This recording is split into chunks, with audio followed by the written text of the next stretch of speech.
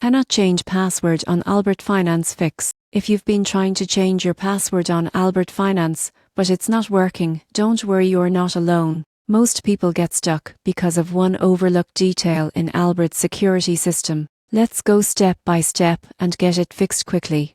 Albert Finance connects banking, budgeting, and investing all in one app, so it uses strict security rules to protect your data.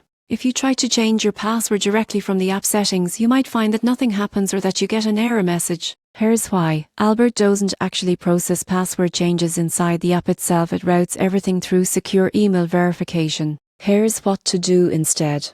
Open the Albert app and log out completely. Then, on the login screen, tap Forgot Password. Even if you know your current password, this is the only way to properly reset it. Enter the email linked to your Albert account and check your inbox for a reset email. Be sure to click the link within 15 minutes, as it expires quickly. When creating your new password, make sure it's at least 8 characters long, includes a number, a symbol, and both uppercase and lowercase letters. Once you've done that, reopen the Albert app and log in with your new password. If you still can't access your account, try updating the app or clearing its cache to remove stored login data. Most users think the issue is a glitch, but the surprising truth is that Albert's system blocks password updates until you go through the official reset process for security reasons. Follow these steps and you'll be back in your account safely in minutes.